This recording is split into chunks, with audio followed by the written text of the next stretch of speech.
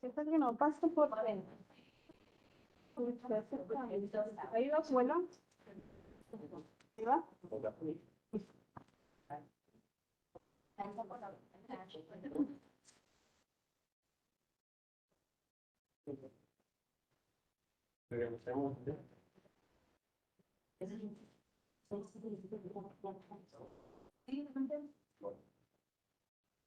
Hola, ¿me están escuchando ahí virtual? Sí. Bueno, hola a todos.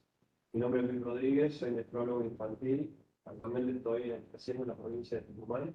Bueno, concurro una vez al mes al CEPSIS a tratar de colaborar un poco con las consultas del servicio de miedo menino SEDA.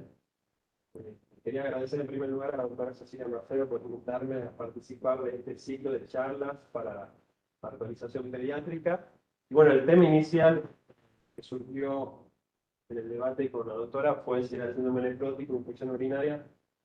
Me había parecido más oportuno el síndrome nefrótico por algunos manejos de los pacientes que habíamos visto que teníamos que mejorar. Así que bueno. Bueno, el cronograma del día de hoy va a ser más que nada actualizar ciertos temas que ustedes ya deben conocer, me imagino que los estudiantes también.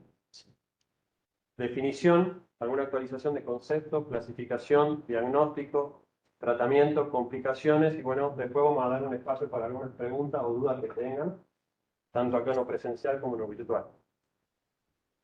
Como saben, el síndrome nefrótico es la glomerulopatía más frecuente en pediatría. Su incidencia es de 1.15 a 1.9 cada 100.000 habitantes menores de 14 años. Va a depender mucho de la raza y la etnia. En algunos países la incidencia es un poco mayor, como en Estados Unidos y Japón, y la prevalencia es de 15 casos cada 100.000 habitantes. Este concepto me gustaría que les quede, digamos, impregnado, se graben y que sepamos transmitir a los padres, que es que un 85% de los pacientes con síndrome nefrótico van a responder al tratamiento corticoideo inicial, y hay un 15% de pacientes que no van a responder al tratamiento y que tienen un mal pronóstico, con posibilidad de evolucionar en insuficiencia renal crónica, entre ellos. De este 85%, un 70 o 80% van a tener recaídas, es decir, comunicar, saber explicar a los padres, tratar de manejar la ansiedad, que es una enfermedad crónica, bien, que nos va a llevar un tiempo, es cíclica, y que es posible y muy posible la recaída. Y de este 70-80% de recaídas, un 50% de las mismas van a ser recaídas frecuentes. Cuando hablamos de recaídas frecuentes, estamos hablando de más de 2 recaídas en 6 meses o más de 3 recaídas en un año. O también se pueden comportar como síndrome nefrótico córtico dependiente.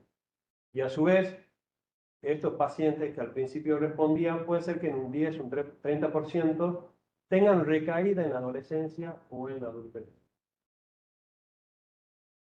Bueno, como sabemos, el síndrome nefrótico es una entidad clínica que se caracteriza porque hay proteinuria de rango nefrótico, ¿bien? Hay pérdida de proteínas en orina de mayor de 50 miligramos kilo día o mayor de 40 miligramos metro cuadrado día, y en aquellos pacientes que no tengan control de esfínter, lo medimos con un índice de proteinuria, creatininuria mayor de 2 miligramos sobre miligramo. En la Argentina no, pero en otros países subdesarrollados, como por ejemplo en la India, se ha incorporado el criterio de la tira reactiva como criterio de diagnóstico. Si tenemos 3 cruces con la clínica y otro componente del laboratorio o 4 cruces, sospechamos o tenemos el diagnóstico del síndrome nefrótico. Acá en Argentina no. Este es un concepto nuevo que se ha incorporado en este año 2023 a través de un artículo que publicó la Sociedad Internacional de Nefrología Pediátrica, en la Pediatric Nephrology, donde el punto de corte cambió. Antes el punto de corte de hipoaluminemia era 2.5, mientras que en adultos siempre fue 3. Ahora en pediatría se incorporó el valor del punto de corte de 3 miligramos de decilitro. con el Comité de Nefrología Argentino todavía se está evaluando si se incorpora o no, pero es lo que manejan las guías internacionales. El paciente va a cursar con edemas y además con hipercolesterolemia. A modo gráfico, para entender un poco, todos sabemos que la unidad funcional del riñón es la nefrona. En un riñón normal tenemos de 200.000 a 1.800.000 nefronas funcionales. Y cuando hablamos de síndrome nefrótico, tenemos que tener en cuenta que la patología se origina en el glomérulo. Si tenemos una ampliación del glomérulo, podemos ver que tenemos un polo vascular y un polo urinario, y que dentro del glomérulo tenemos las células que son los podocitos, los capilares con las células endoteliales y un mesangio con células mesangiales. La barrera de filtración glomerular está formada por el podocito, la membrana basal y el glomérulo. Acá lo podemos observar en una fotografía de un microscopio electrónico, donde observamos las extremidades de los podocitos, la membrana basal glomerular y el epitelio fenestrado del endocapilar. ¿Qué pasa en unidad funcional en esta barrera de filtración glomerular? En el síndrome nefrótico se ha visto que por una causa inmunológica, producida por una alteración de la linfoquina de los linfocitos T, generalmente una persona normal, un paciente normal, la carga de esta barrera o de esta membrana es negativa, tanto en el polo urinario como en el polo capilar. Debido a esta modificación o patología inmunológica, hay un cambio de carga. Generalmente la albúmina tiene carga negativa, por lo cual es repelida por esta membrana y no atraviesa la membrana o la barrera de filtrado glomerular. Cuando hay una alteración de la carga de la barrera, bien, puede atravesar cómodamente. Esta es una fotografía donde vemos los componentes moleculares de la barrera. Podemos ver los podocitos, la membrana y el epitelio y el endotelio, y podemos ver que están conformadas por diferentes proteínas que sirven de anclaje del podocito a la membrana basal y también lateralmente entre podocitos. Entre esas proteínas tenemos las más conocidas, la laminina, la alfa-actina, la nefrina, la caderina, la podocina. Cuando hablamos de síndrome nefrótico congénito genético, generalmente hay una mutación en los genes que codifican alguna de estas proteínas, y es cuando se produce una alteración de la membrana, de la permeabilidad de la membrana y la filtración de proteínas.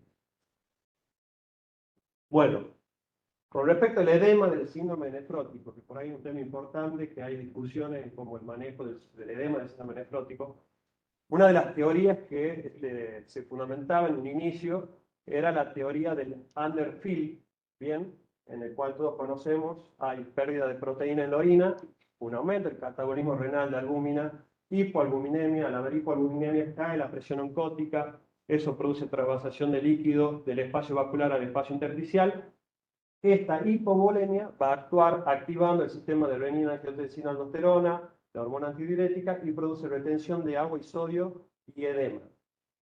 Pero toda esta teoría se fundamentaba en que el paciente cursaba con hipovolemia.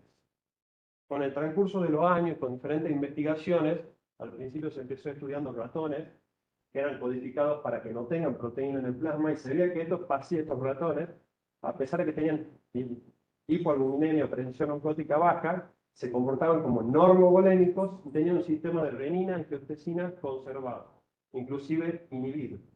Entonces ahí empezaron a preguntarse si en realidad la teoría del edema estaba fundamentada por la teoría del underfill. Y surgió la teoría del overfill. Esta teoría del overfill es una teoría que maneja en realidad otros fundamentos. Se basa en que hay un aumento de retención de sodio y agua. ¿Por qué? Nosotros generalmente en el túbulo contorneado distal tenemos los canales de sodio que se llaman ENaC.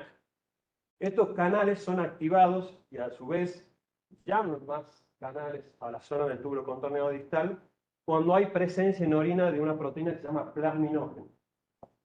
¿Qué pasa? Al tener un aumento de la permeabilidad del glomérulo, el plasminógeno, que es una proteína, se filtra más, pasa mayor cantidad de plasminógeno, y al haber más plasminógeno, proliferan más los canales de ENaC, y eso produce mayor reabsorción de sodio y de agua. Y estos pacientes son los que se comportan como normovolémicos o a veces hipervolémicos.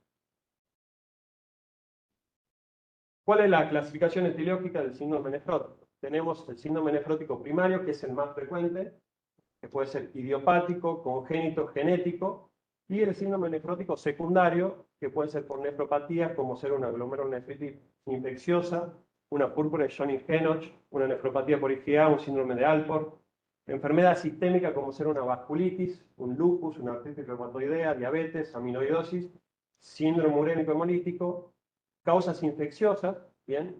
Hepatitis C, hepatitis B, HIV, sífilis, tuberculosis, citomegalovirus, Epstein-Barr, parvovirus y virus herpes. Neoplasias, leucemia, linfoma, tumor de Hodgkin, tumor de Wilms y trombosis de la arteria o de la vena renal. El síndrome nefrótico primario y idiopático constituye el 90% de los síndromes nefróticos. O sea, el más frecuente allá.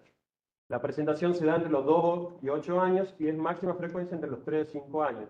Es más frecuente en el sexo masculino que en el sexo femenino y se la llama a cambios mínimos o nefrosis tipoidea porque antes se utilizaba muy frecuente biopsiar a todo paciente con síndrome nefrótico y cuando uno veía la anatomía patológica, lo único que observaba era por ahí proliferación mensagial y en el caso de la microscopía electrónica alguna fusión de podocitos, pero no notaban ningún otro daño histológico. Y algunas vacuolas tipoideas. Dentro del síndrome nefrótico primario, ya habíamos mencionado, está el síndrome nefrótico genético, bien, por alguna mutación de alguna de las proteínas que ya habíamos mencionado anteriormente. Y este síndrome genético tiene ciertas particularidades o características. La mayoría se presenta, digamos, en temprana edad, en menores de 1 año o menores de 2 años. También se pueden presentar en edad adolescente, no adulta, eso no lo impide, pero la mayor frecuente en los menores de 1 año. Bien. Y pueden ser síndromes nefróticos aislados o bien formar parte de un síndrome nefrótico, un síndrome multiorgánico. Bien. Acá tenemos los síndromes nefróticos aislados. Pueden ser por alteración de la proteína de la nefrina S1, de la nefrina S2, del gen WT1, ¿bien? Estos son los que son síndrome nefrótico genéticos más aislados o los más frecuentes. Y después tenemos los síndromes nefróticos genéticos sindrómicos, que forman parte de otros síndromes, como ser el síndrome de Bennett-Strass, el síndrome de Frazier, de Pearson, de Galloway-Mowat y el síndrome de Neal-Patel, entre otros. ¿Bien? Y van acompañados con otras dismorfias y con otras alteraciones. El diagnóstico. Esto es muy importante para los residentes, para que se hagan la cabeza desde un inicio, que nunca dejen de hacer una buena historia clínica, porque hay datos muy importantes que uno a veces no recaba, ¿bien? Y si uno hace un buen interrogatorio, a veces puede descartar hasta causas secundarias o infecciones, cosas que no tenemos, digamos, en un presente de un paciente. Muy importante ver el antecedente de la enfermedad actual, cuándo inició con el edema, que es la manifestación más frecuente, y si va acompañada de otros signos y síntomas, ¿bien? Los antecedentes personales, si fue un embarazo, cómo fue el embarazo, sabe desde el minuto 0, si fue un niño nacido a término, si fue prematuro, si tuvo infecciones congénitas, ¿bien? Antecedentes de tumores, antecedentes de adenopatías, antecedentes de alergias cutáneas mal diagnosticadas, que capaz que es un lupus, ¿bien? Antecedentes familiares, pacientes con insuficiencia renal, pacientes con familiares en diálisis o pacientes trasplantados, antecedentes de enfermedades autoinmunes en la familia, ¿bien? Y el examen físico siempre desde lo general a lo específico, ¿bien? Piel, ver toda la parte si hay rash, si hay adenopatías, la parte cardiovascular, si el paciente, la parte cardiovascular no va a servir mucho en el momento que ingrese el paciente para ver si un paciente con un síndrome nefrótico normovolémico, hipovolémico, bien, porque las conductas van a ser diferentes. Ver la parte respiratoria para ver si se acompaña de un edema pulmonar o bien de alguna otra patología respiratoria y ver si hay alguna masa tumoral abdominal, entre otras cosas. Cuando ya realizamos toda la historia clínica, el examen físico, pasamos a hacer el estudio complementario. Yo acá le hice un cuadrito con lo que uno tendría que pedir inicialmente cuando ve un paciente con un síndrome de hematosis, sospecha de síndrome nefrótico. ¿Qué sería lo ideal pedir en la guardia? Bien, un hemograma completo, glucemia, un eritro, urea y creatinina. Estado ácido-base y ionograma, que repito, nos van a hablar mucho del estado volémico del paciente. Ya sé que es difícil tener un estado ácido-base, pero bueno, sería lo ideal. GOT, GPT, también sería bueno tener proteínas totales y albúmina, bien, son datos que nos van a ayudar en el diagnóstico. Y una orina completa, yo tengo una orina completa con 3 a 4 cruces, una alta sospecha de que pueda tener un síndrome nefrótico. Hacemos una placa de tórax que también nos va a ayudar a ver el estado volémico del paciente. Y una vez que lo internamos, acá podemos tomar dos conductas. Lo más práctico, creo, sería internarlo y hacer un estudio más complejo al día siguiente. Pero bueno, en algunos hospitales lo que se hace es, cuando se saca la muestra inicial, separar muestra de sangre para hacer un estudio más complejo o ampliar los estudios. Pero bueno, lo más práctico, creo, como para empezar, es al día siguiente, después de hacer una consulta, ver cuáles son los estudios, cómo debemos ampliar el laboratorio. Una vez que está internado, esto hay que pedirlo de cajón, por más que el nefrólogo no lo indique, creo que hay que hacerlo a todo paciente con síndrome nefrótico. Proteinograma electroforético, el perfil lipídico, pedir un colágenograma básico, PAN, anti-DNA, C3, C4, ASTO, serologías virales, antígeno de superficie para hepatitis B, hepatitis C, PDRL, HIV1 y 2, toxoplasmosis, IgM, citomegalovirus, Epstein-Barr, IgM, IgG, parvovirus, ahora COVID. Pedir la PPD y hacer una orina de 24 horas. La orina de 24 horas, si el paciente tiene control de esfínter, recolección espontánea, pero si el paciente es menor y que no tiene control de esfínter, las guías recomiendan que la primera orina, para tener un fundamento, ver dónde estamos parados, es hacer una orina de 24 horas. Si el paciente no tiene control de esfínter, lo ideal es colocar una sonda y hacer una recolección de 24 horas para tener una proteinuria de 24 horas. No el índice. El índice nos va a ayudar, a ver, sí es un criterio diagnóstico, pero las guías te recomiendan que la primera orina del debut sea una orina de 24 horas.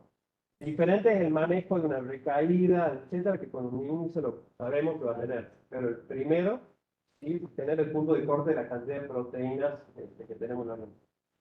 ¿Querías una pregunta? Aclarar eso, solo en el debut poner la sonda y hacer la colección de 24 horas, pero en las recaídas del paciente que ya sabemos que tiene el diagnóstico de síndrome nefrótico, no hace falta sondarlo y volver a realizar. No, no hace falta, no hace falta. Vamos a ampliar también con una ecografía renal. Y en algunos casos, depende de la sospecha clínica y de algunas cosas que nos informe el laboratorio, podemos pedir un ecodoppler renal, un ANCA-C, un ANCA-P o ampliar el inmunograma o el colagenograma. Y esto de biopsia renal y estudio genético lo puse, pero eso es para pacientes más adelante, ¿bien? No en un paciente con debut.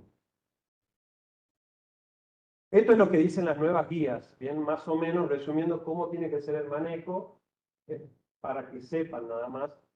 Esto generalmente lo va a manejar el nefrólogo, pero ¿qué te dice? Un paciente con un síndrome nefrótico menor de 3 años o con manifestaciones extrarrenales, con antecedentes familiares importantes, bien, si tiene estos datos, lo ideal es de cabeza ir al estudio genético. Obviamente se va a hacer todo el estudio para hacer el diagnóstico de síndrome nefrótico, pero este paciente hay que hacer un estudio genético, porque lo más probable es que sea un síndrome nefrótico genético, y si tenemos un síndrome nefrótico genético, yo me ahorro de hacer un tratamiento que no va a funcionar, que es corticoide. Generalmente el síndrome nefrótico genético no responde al tratamiento con corticoides. Perdón, el punto de corte que hiciste de edad 3 y antes de la 2. Esto es lo que dicen las guías internacionales. Bien, 3 meses. Esto vamos de cabeza al estudio genético. Que habla de un síndrome nefrótico congénito o genético, que se manifiesta con edema recién nacido, alta sospecha. Ahora, si el paciente no tiene menor de 3 meses, pero tiene manifestaciones atípicas, como por ejemplo macrohematuria, C3 bajo, presentación con insuficiencia renal aguda, bien, hipertensión, o tiene otras manifestaciones como ser artritis o rash, te dice que si tiene estas manifestaciones atípicas, lo ideal es hacer una biopsia porque se trata de un síndrome nefrótico secundaria a otra glomerulopatía, lo más probable, o secundaria a otra patología. ¿Bien? Y en el caso que no presente estas manifestaciones atípicas y sea un síndrome nefrótico típico, se separa la población en tres grupos. De 3 meses a 12 meses tenemos las opciones, de ahí va a depende, de hacer un estudio genético, la biopsia renal y empezar con el tratamiento con corticoides. Bien, esto ya es manejo del nefrólogo, pero, como repetía, como usted me decía, a los 2 años, sigue sospechándose el síndrome genético, bien, pero también pueden ser otras glomerulopatías o otras patologías. En el caso que tenga de 1 año a 12 años, se lo trata como si fuese un síndrome nefrótico a cambios mínimos. En primera instancia se inicia con el corticoide y de acuerdo a la evolución se ve cómo se procede en el futuro. En el caso de mayor de 12 años, que no es la presentación típica del síndrome nefrótico, bien, hacer la biopsia y empezar con el corticoide. Eso es el manejo inicial desde el punto de vista nefrológico. Bien. Tratamiento. ¿Cuándo empezar con el tratamiento? Primero, siempre descartar las causas secundarias.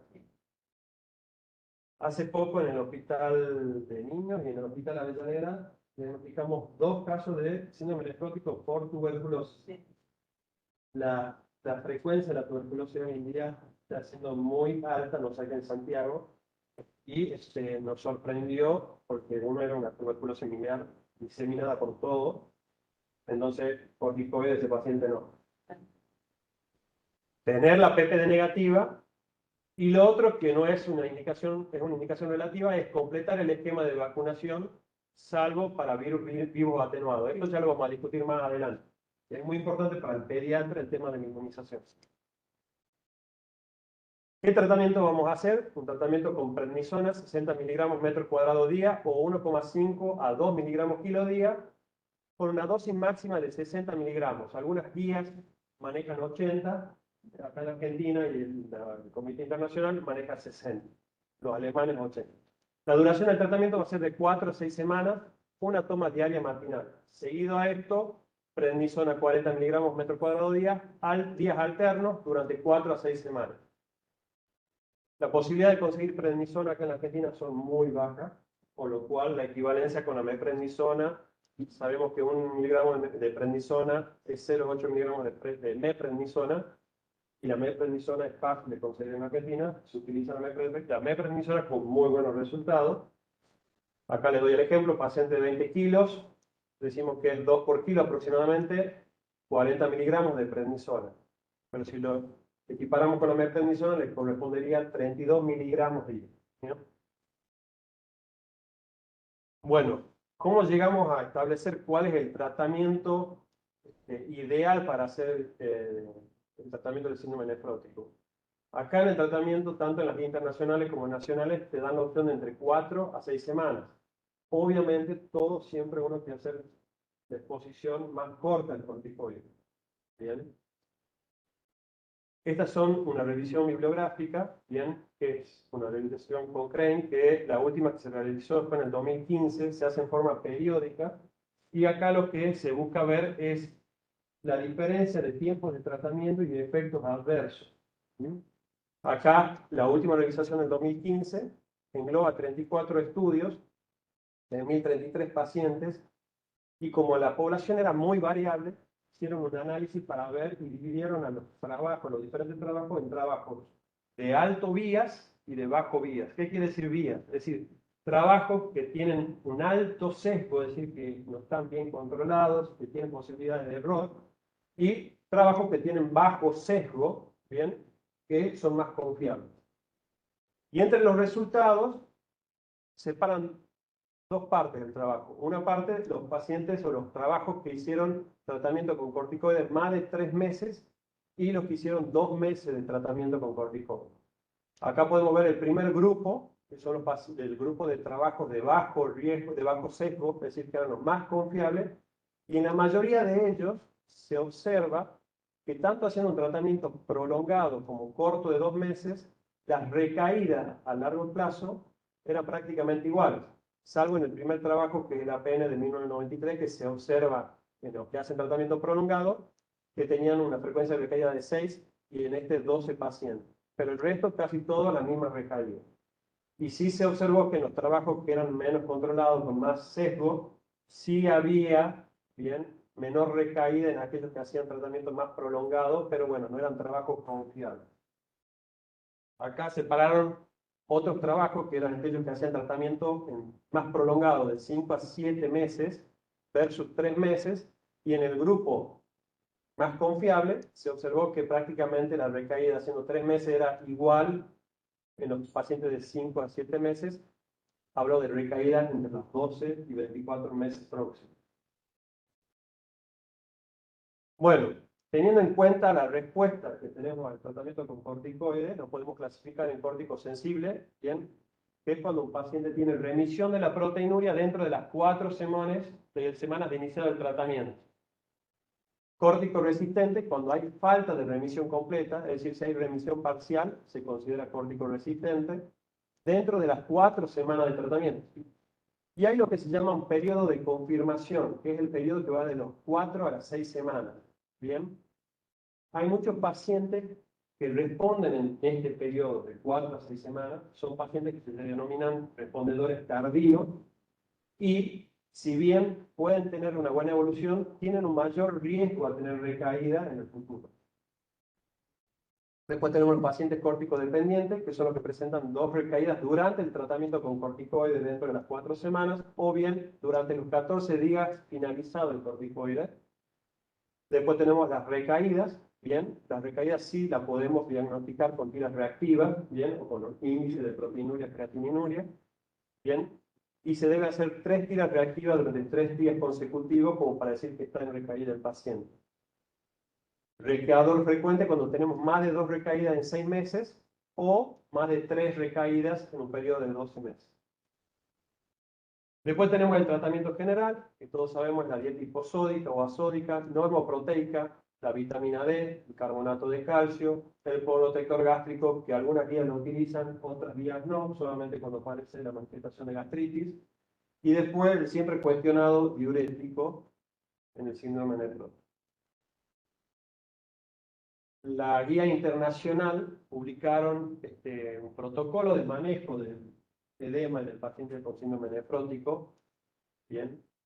Y ellos separan al paciente en 2 grupos, en los que tienen el intravascular normal. Si el paciente tiene edema moderado, solamente indican restricción de sodio. En el caso que el paciente tenga un volumen intravascular normal, pero tenga un severo edema, ¿bien?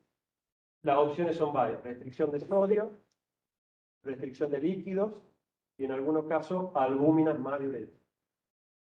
Ahora bien, si el paciente tiene el intravascular depresionado, bien, con algún grado de edema, si tiene la presión arterial normal, bien, repito, si está con hipovolemia, se puede indicar albúmina solo, que es lo que están indicando ahora las guías internacionales, en un periodo de 4 a 6 horas, con una dosis de 0,5 a 1 gramo kilo. En el caso de que la volemia, que nosotros infundamos albúmina y no haya diuresis, se le puede agregar el diurético como para ayudar la acción del albúmina, pero no es la primera indicación. Y en el caso que ya tengamos un paciente hipovolémico con baja presión y signo de shock, ya pasa al manejo de resucitación de las guías nacionales, ¿bien? Este otro artículo también publicado en el Pediatric Nephrology en el 2021, donde propone otro manejo del edema. Hablábamos del edema underfield, que era el edema hipovolémico, con presión oncótica disminuida. Ello indica en algún paciente, obviamente el paciente con síndrome de edema generalizado, indican albúmina más furosemida como primera instancia. Y en el caso que el paciente tenga un edema generalizado, ¿bien? Pero sea normovolémico, directamente solo indican furosemida, no albúmina por el riesgo de la hipervolemia y la insuficiencia cardíaca y mayor edema pulmonar. ¿Cuáles son las complicaciones más frecuentes del síndrome nefrótico? Trombosis, infecciones, el hipotiroidismo y las complicaciones propias de la medicación. ¿Bien? Trombosis. Las posibles causas que están cuestionadas y se debaten todavía, pero que son fundamentadas en algunos trabajos, es el desequilibrio entre las moléculas procoagulantes y anticoagulantes. ¿Bien? Hay una actividad aumentada de los factores 5, 7, 8, 9, 10 y 13 y el fibrinógeno, y hay un déficit de la antitrombina 3. los pacientes, generalmente la trombosis es más frecuente en los pacientes córtico-resistentes, ¿bien?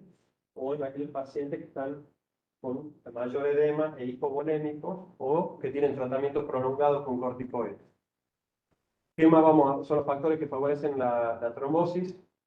El aumento de las plaquetas, un 60% de los síndromes nefróticos tienen plaquetosis, ¿bien? La hiperagregación plaquetaria, ¿bien? Porque hay un aumento de la beta-tromboglobulina, ¿bien? Y hay aumento de liberación de ácido araquidónico por las mismas plaquetas que atraen más plaquetas. Y la hiperviscosidad sanguínea propia del síndrome nefrótico por depresión de volumen. La causa de trombosis más frecuente son las trombosis venosas, ¿bien? Y la más frecuente en pediatría es la de miembros inferiores y la de la vena cava. Y como decíamos, es más frecuente en el córtico resistente. ¿Cómo evitamos la trombosis? Evitar el reposo, por eso de una primera instancia el síndrome nefrótico cuando se interna y está controlado, no se quede en la cama, tiene que camine, que vaya al baño, que mueva los edemas. Corregir la hipovolemia. Contraindicar funciones arteriales o venosas profundas, catéteres centrales y perfusiones. Muchas veces el paciente con síndrome nefrótico ingresa y se interna, por ahí no consultado con el nefrólogo porque piensan que está con mucho edema y por eso está descompensado, y es sometido a acceso vascular, etcétera, que por ahí son necesarios y son riesgos de trombosis. La prevención. En los pacientes que tienen, por ejemplo, síndrome nefrótico córtico resistente, tenemos colesterol muy elevado o tenemos plaquetas muy elevadas, hay pacientes con síndrome nefrótico que llegan a tener 1 millón de plaquetas, ¿bien? Se debe hacer la prevención con aspirina, ¿bien? Ácido acetilsalicílico, ¿bien? Y en el caso de que haya trombosis, bueno, el tratamiento, derivación al hematólogo y tratamiento con heparina. Las infecciones fueron una de las principales causas de mortalidad de los pacientes con síndrome nefrótico, y una de las principales causas es porque hay una alteración inmune de las células T y B, ¿bien? Y hay pérdida de inmunoglobulinas a nivel de la orina, lo cual disminuye la defensa de los pacientes y favorece sobre todo las infecciones bacterianas por bacterias capsuladas, ¿bien? Principalmente el neumococo, el meningococo, el Haemophilus influenzae. Y las infecciones víricas, bien, hay que tener mucho cuidado con la varicela. Generalmente nosotros tenemos la vacuna de la varicela, que la primera dosis es al año. Bien, hay pacientes que por ahí debutan al año y no tienen la vacuna de la varicela. Si uno se pregunta, ¿qué hacemos? ¿Lo vacuno antes de medicarlo? ¿No lo vacuno? En el caso de que se vacune, de que no se vacune, hay que tener mucho contacto, mucho cuidado con el contacto, ¿bien? Si en algún momento tiene contacto con algún paciente con varicela, hacer la profilaxis, ¿bien? Se hace con gamma globulina y el tratamiento con aciclovir. Con el Comité de Nefrología nos reunimos este año porque las últimas guías de la SAP no hablaban mucho sobre el tema de inmunizaciones, y siempre era motivo de discusión en el pediatra y el nefrólogo, si se ponía la vacuna o no se ponía la vacuna. Y bueno, se leyeron varios artículos de diferentes comités de Alemania, de España, de Italia, de las vacunas especiales dictadas por el Ministerio de Salud. Y justo vimos que había un artículo publicado por la Pediatría Nefrología que hablaba sobre las vacunas y el síndrome nefrótico, la eficacia y la seguridad. Hay muchos conceptos entre los mismos nefrólogos que por ahí están en confusión.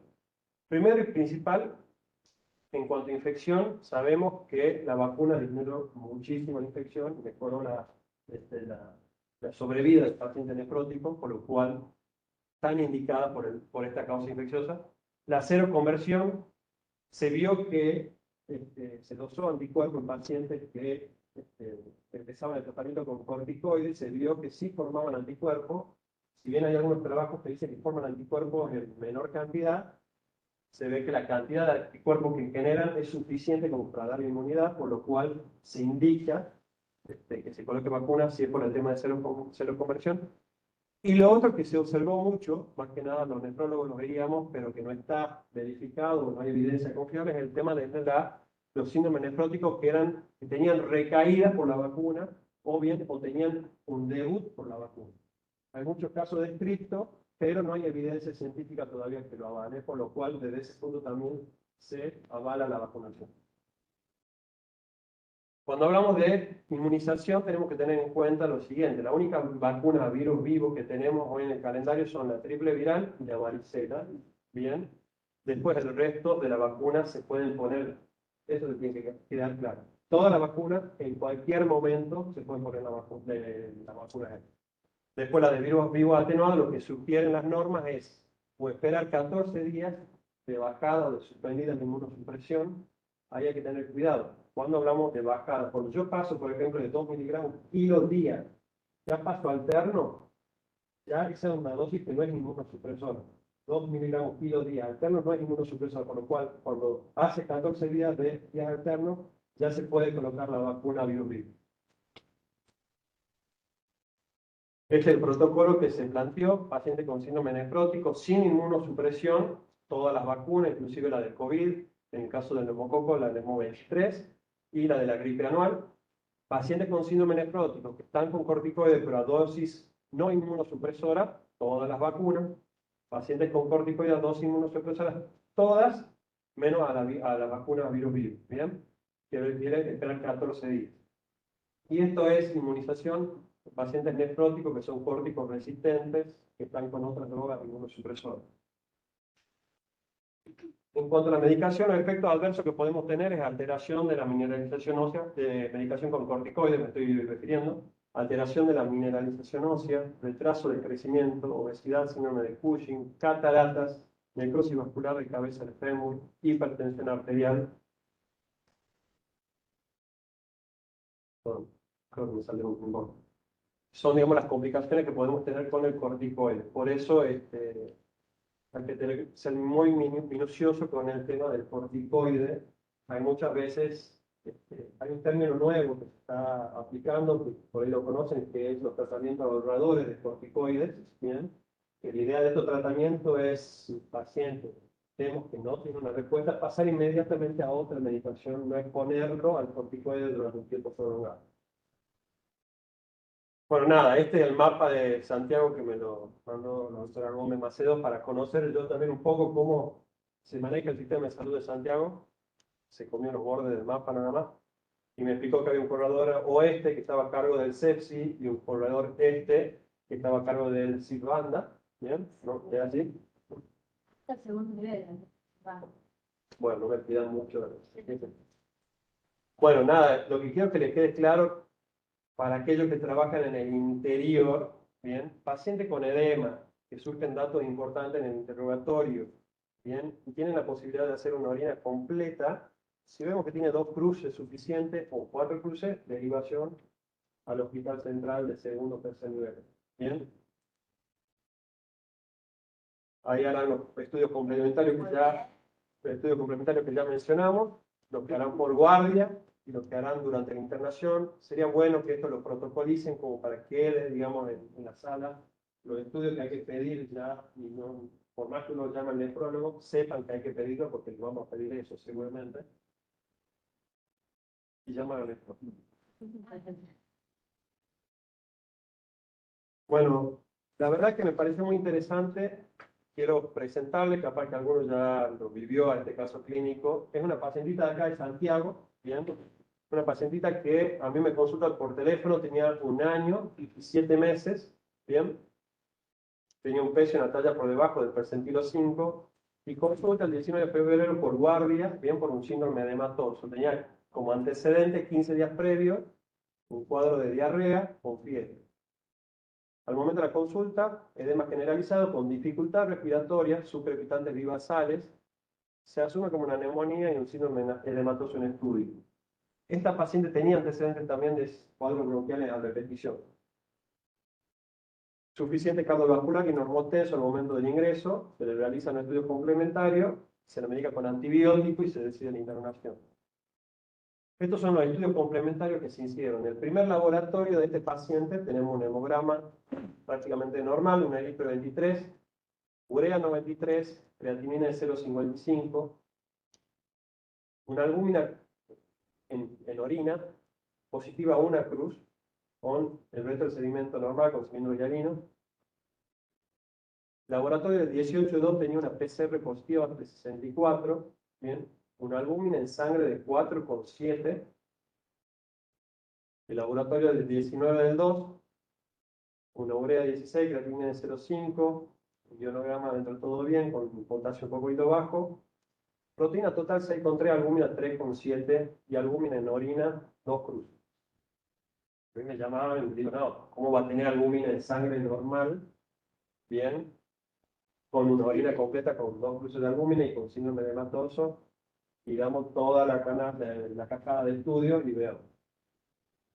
Se le piden todos los estudios, serologías virales sale todo negativo. Se le pide una proteinuria de 24 horas de una chiquita que no controlaba el esfínter y tenía 518 miligramos día, 60 miligramos por kilo día.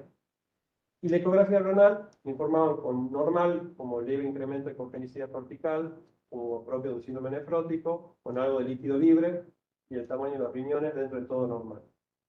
Se pide la PPD negativa y en el laboratorio que pedimos después se corrobora esta albúmina de 1,4. ¿Bien? El colesterol y el triglicérido elevado. Este paciente es un síndrome nefrótico, inició tratamiento con corticoides, tiene 1 año y 8 meses, no respondió al tratamiento con corticoides. Por la edad, hay una posible sospecha, no responder con corticoides, que sea genético o también que sea de causa inmunológica. Fue derivado al Hospital Gutiérrez, se hizo el estudio genético que está pendiente y la biopsia la dejamos en suspenso por ahora. Pero bueno, más que nada lo traigo a colación por el tema Siempre que tengamos dudas de los análisis, que nos pasó muchísimas veces, no solo acá, sino que en Tucumán, repetir que la clínica es soberana. El chico estaba con edema generalizado, bien, y si bien la albúmina en sangre era normal, perdón, 4,7, 3,7, indudablemente hubo algo ahí, un error en algún lado, pero la albúmina en realidad del paciente era de 1,4. Puedo hablar, yo cuando veo proteína 5,2 y albúmina 4,7, Obviamente. pero hago repetir, no sé quién estuvo y quién informó eso porque estoy matando. Así, sencillamente. Sí, no, a ver, repito, esto No sé, ya sabe. Esto- Esto no. esto para hacer hincapié sobre todo en la clínica del paciente, que la clínica es soberana sobre todas las cosas, y si hay dudas, pedir, repetir, y hoy a la mañana hablábamos con la doctora Alejandrina, siempre dice, no pulsar tanto el síndrome nefrótico, si yo tengo duda del diagnóstico, y ese estudio para definir un diagnóstico, lo pido. Si ven eso, vienen al laboratorio y hablan con el que está, el clínico está de guardia, diciendo, porque eso no sé qué pasó el 18 de febrero, pero si es a la mañana, vienen y hablan conmigo. Ya sabes, antes de ver todo. Y lo, Sí, no entendí, sí. lo otro importante es el tema del laboratorio. Esto me gustaría que quede. Sí, eso por favor mándamelo, así yo se lo paso al grupo para que vean que si no sospechan de eso, tienen que hacer todo eso. No, que no. Ahí está pasando. No más que nada para aprovechar la ocasión de la muestra y no pulsarlo tantas veces. ¿Bien? Obviamente, no saben, ya saben que se lo hace, pero bueno. Muchas veces me llaman y están con un laboratorio que está con síndrome de sospecha de síndrome nefrótico, pero no le han hecho colesterol, no le han hecho triglicéridos, no le han hecho la proteinuria todavía. Entonces, No, porque sería así. En la guardia voy a hacer el primer perfil y después todo lo que es serología, yo digo que el paciente sí o sí te ayuda. doc, Porque si no me van a rebotar las muestras. consulta, ¿esto se hace por guardia o no? Sí, todo se hace por guardia, todo. Y lo que es, que todo lo que es serología, el que sería el perfil de internación, las muestras no tienen que estar diferentes. Yo no sé, es nefrótico, pero vos tratás, por lo menos, vamos a disminuir lo que es el exógeno mínimo, que se quede lo que está realmente por enfermedad.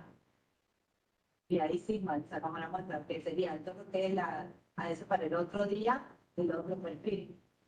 Con proteína bravas, perfil lipídico, la de todo lo que se requiere. Porque Sí, yo creo que necesitamos, eso nosotros derivamos, si la virus también, y bueno, esa muestra la mandamos y si la muestra es la vela, como digo yo, no. por eso Por ahí me decía, lo más práctico sería al día siguiente, a la mañana, que está, digamos, todo el servicio de bioclínica y todo, que se haga esto completo. Y la BPD, por ejemplo, que sea de lunes, poner cualquier problema, ponerle de lunes, martes, miércoles, pedirla, entonces vos sabés, vos te asegurás que la van a leer bien, que vamos a estar todo el tema leyendo la BPD de las 48 horas. Sí, la PPD, de todas maneras, la puede leer un pediatra también. Y que no hace falta por ahí que le confirmen, digamos. Yo no busco que no haya una reacción muy evidente. Por ahí se olvida que estoy, por ahí tocó fin de semana, no sé. Bien. Bueno, no sé, ¿alguna pregunta? Eso es todo. Presidente, ¿alguna pregunta? Ahora el síndrome nefrótico genético está en boga porque no es solamente la mutación genética de las proteínas que forman parte de la barrera, sino que hay muchas mutaciones genéticas de lo que es el sistema de defensa, ¿bien?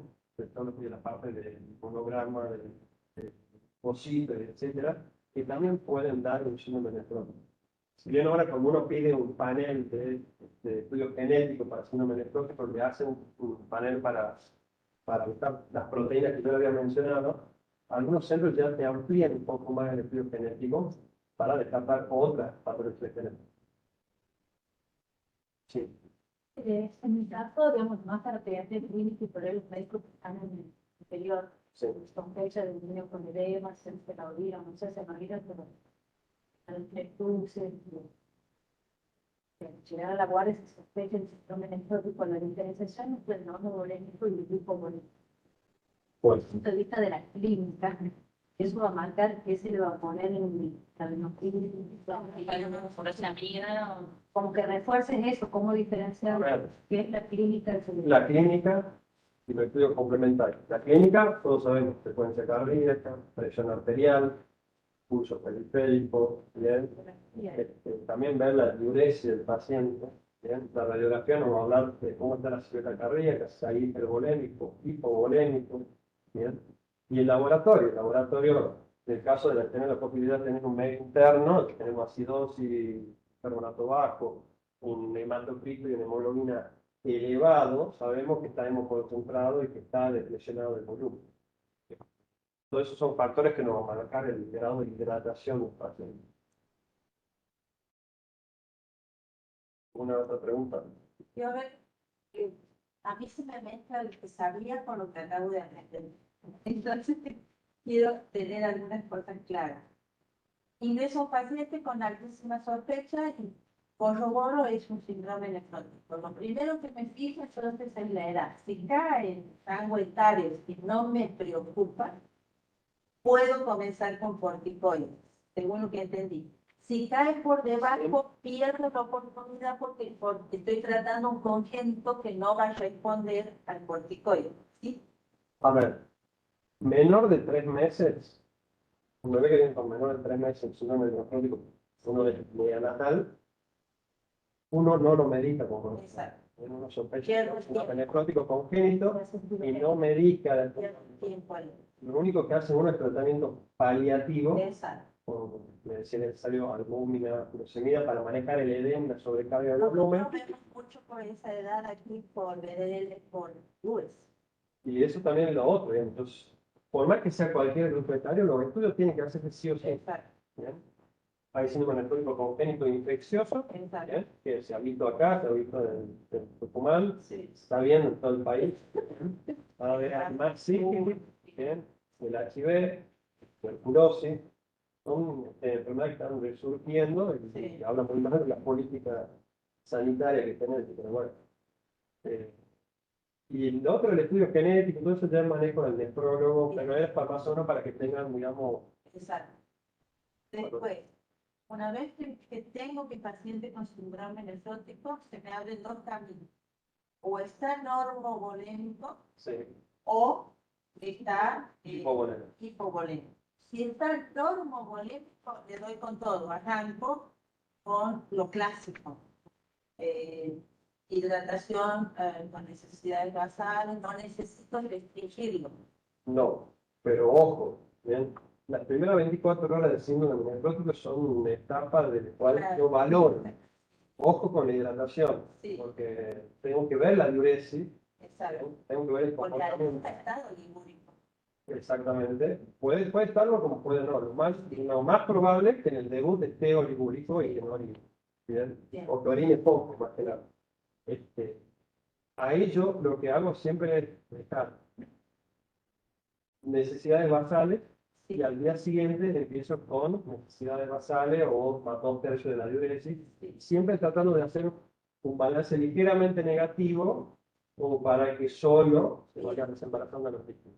No es lo ideal restringirlo del todo. Ahora, si es normovolémico, ¿qué pasa? El debut siempre te viene con un edema generalizado. Entonces, ojo con la hidratación en ese sentido. Yo ahí no restringo del todo, pero no le doy líquido de más.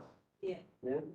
A este que está hipovolémico, pasarlo a una normovolemia con sonda nasogástrica, con hidratación oral preferentemente. Exactamente.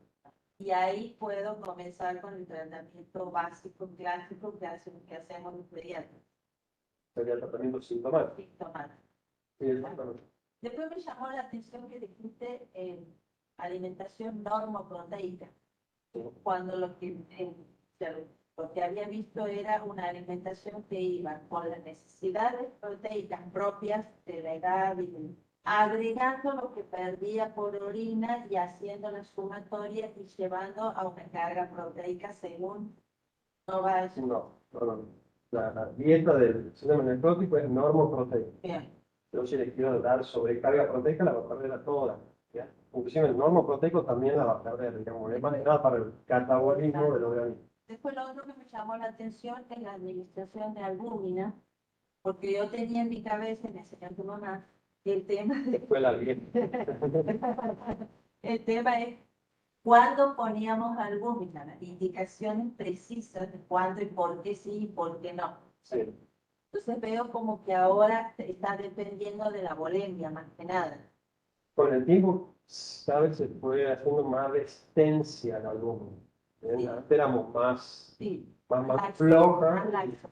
poníamos albúmina. Después pasamos a una restricción donde no pongamos nada porque Exactamente. no daríamos la inmunología después. Pacientes, por ahí, inclusive las diferentes, digamos, consensos son medio confusos, pero en las guías nacionales queda claro que si el paciente está normovolémico. Acá el paciente que está cuestionado es el que tiene anasarca, Sí. o no anasarca, es un síndrome edematoso generalizado, y ahí valoramos la albúmina y el diurético. Si el paciente está hipovolémico, albúmina solo puede funcionar. Si vemos que a las 3 horas no orina con albúmina, se agrega el diurético. Bien. Un paciente solo con albúmina orina, entonces el diurético por ahí no es necesario. Ahora, si el paciente está edematizado, pero tiene una normovolemia, que este es el paciente de síndrome nefrótico córtico resistente, que el nefrólogo maneja en el consultorio, pone el diurético únicamente. O sea, si el paciente está normovolémico, pero está edematizado generalizado, yo le tengo que dar un diurético que me elimine, que me produzca una natriuresis para desembarazar un poco del sodio y de los líquidos. No sé si se entiende. Sí. Pero siempre estamos hablando del paciente con edema generalizado. Está encharcado, incómodo. Exactamente. Si no, no le doy. A ver, y lo otro que por ahí llama la atención, que bueno, el paciente de los nefrólogos están edematizados, pero están manejados con diuréticos y se mantienen estables así, con dosis mínimas de diuréticos. Y uno dice, ¿por qué está con diuréticos? Si no está edematizado. Vos le sacás el diurético. Entonces, el diurético, uno lo da a dosis mínima para mejorar el edema, no llega a la nasarca, porque si no llega a la nasarca es resistente al corticoide. ¿Bien? Y para eso uno lo usa, para que no tenga que internarse, ¿bien? Para sacar todo el líquido de los pulmones, como un tratamiento paliativo. No sé si aclaré eso. Sí. No, sí, profesor. Muchos pacientes que están en recaída, por internaciones, ingresos por la guardia, que a veces tienen alguna infección infecciosa, entran en recaída y por eso al hospital. Siempre surge el dilema de qué hacer con la medicación de base. de suspenderla o de dejarla. Pacientes que tienen, por ejemplo, abusadores de corticoides o que tienen corticoides de base a dosis de una supresora. Eso como para aclararlo, porque siempre es un motivo de Sí, está bien, de duda, de discusión y de planteo. A ver, lamentablemente la situación de cada provincia amerita manejos diferentes.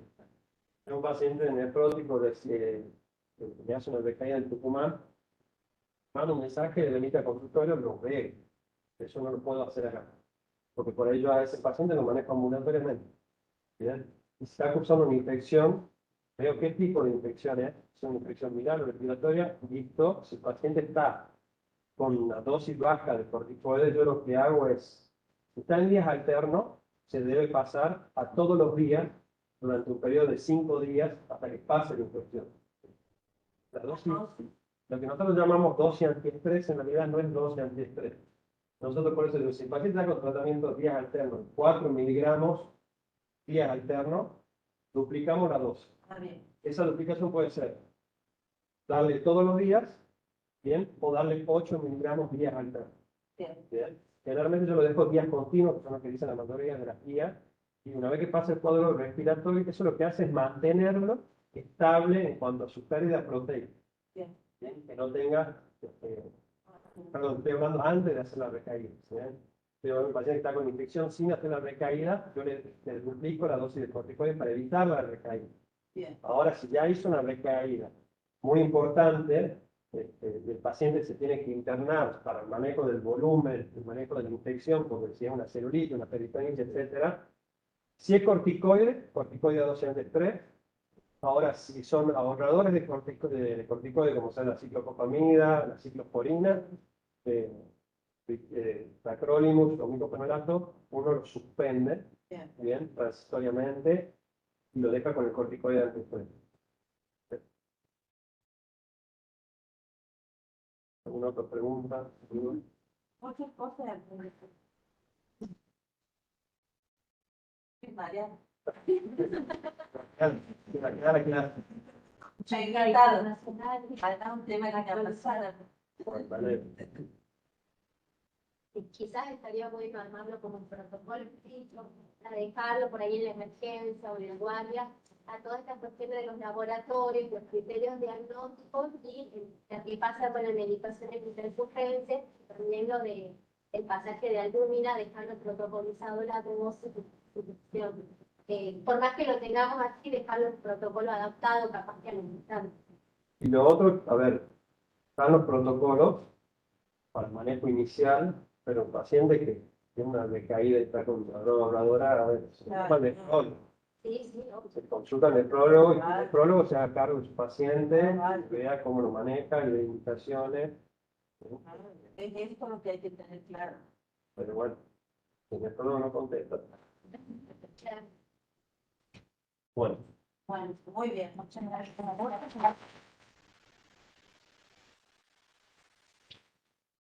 Bueno, agradecerle al doctor Rodríguez, está predispuesto a otros temas también. Vamos. Bueno, le vamos a ayudar con Sí, la idea es eso, de hacer un consenso, porque en realidad este tema surge porque es de evaluar pacientes, de ser sincera. Creo que todo es para mejorar al paciente que por ahí se le consulta. claro, que estaban todos. Y ve ciertas cositas que son por ahí las que hay que tratar de que yo creo ya como están Y manejar 15 años, ya están en este edificio nuevo. Se tiene que ir supervisando, multiplicar, y por eso han estado invitados todos los servicios, hay que estar conectados a la guardia, Sí, todos los era, médicos, sí, sí, uno de los que hablaba con la bioquímica de Carolina es tratar de aportar, pues, a ver, que sepan que uno está para la duda, etcétera, porque por ahí ya están acostumbrados a trabajar de una manera porque las circunstancias han dado de no tener nefrólogo, entonces de poder solucionarlo solo. Entonces, no, me mandan el teléfono, se les llama, se les pregunta, no hay, no genera prurito ni nada que me consulten. Además, a mí me molesta que me consulten tarde. Bien. Bueno, Muy bien. Gracias. Gracias.